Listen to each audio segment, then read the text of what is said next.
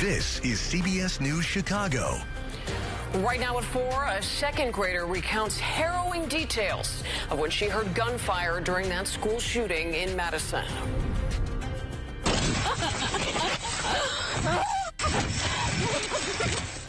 Frantic cries from a mother running to find her baby boy still strapped in a car seat after flying out of a speeding vehicle.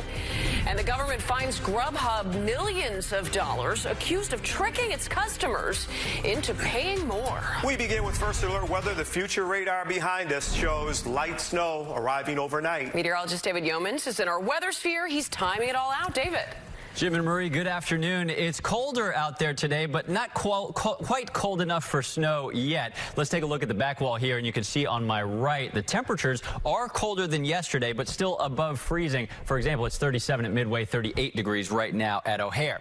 If we open up the windows now, you can see it looks different, as promised, than it did earlier. We did enjoy some sunshine earlier today, chasing some of those winter blues away, but now skies have completely clouded up, and this is kind of a forbearance of what's to come. A storm system heading our way with actually a chance of snow overnight. Let me show you what time we can expect it. Let's start over here with me. Here we are at 9 p.m. Temperatures down to 34 in Chicago. Cloudy but dry. In the Chicago area, we have to wait until between about 3 and 5 a.m. for the highest likelihood of some light snow. Notice, though, temperatures at that time, 34, 33. They'll be dropping a little further to freezing by morning, but by your morning commute, the snow has cleared out. So coming up, I'll show you the minor accumulations that you can expect and a new weather alert on a more impactful storm coming our way in just a few days. Thank you, David. Now to the latest on the deadly school shooting in Madison, Wisconsin. While police investigate, the community is working to support all those affected, including the youngest victims. Our Charlie DeMar is live at the scene in Madison, a school for grades K through 12. Charlie?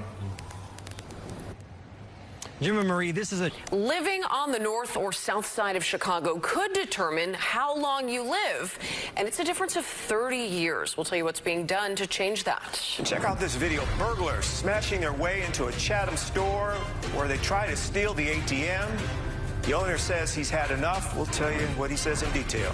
And police collect evidence from the home of the Madison school shooter, what they're using to try to figure out why this happened. This is CBS News Chicago.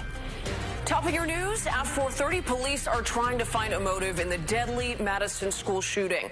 What they are now saying about the armed teen. Then caught on camera, this pretty blurry surveillance video shows burglars trying to steal an ATM, and the owner says this is not the first time. Then a $1 billion investment to help you live longer. What Advocate Healthcare is doing to make sure people on the south side live as long as people on the north side.